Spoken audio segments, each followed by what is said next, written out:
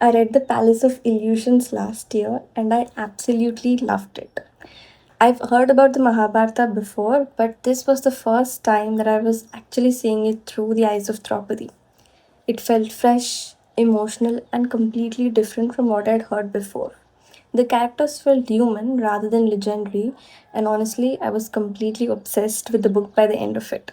Thinking I'd get the same experience again, I picked up The Forest of Enchantments by the same author. While I enjoyed it, it made me realize what I loved so much about these books. Both Draupadi and Sita were portrayed as strong women with opinions, dreams, and their sense of right and wrong.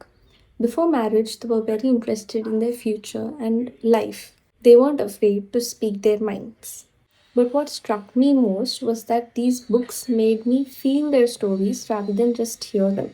For example, in the Forest of Enchantments, when Ravana is defeated and Sita is waiting for Ram to come collect her, she was very excited and she was simply searching for a small glimpse of her husband.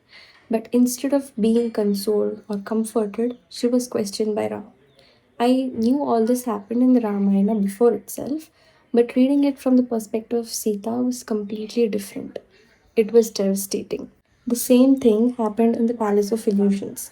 When Kunti unknowingly suggests her sons to share whatever Arjuna brought home with him, I suddenly found myself thinking about Draupadi. The awkwardness, the silence, and the disappointment she must have felt. Here she was looking forward for her future, and the decision was made for her. And during the dice game, when Draupadi was humiliated in front of her entire Sabha while her husbands were just standing there helplessly, I didn't just read the scene. I felt her embarrassment, her sorrow, and her anger. Maybe that's what I love about these books. They don't change the stories, they just change the way you feel about them.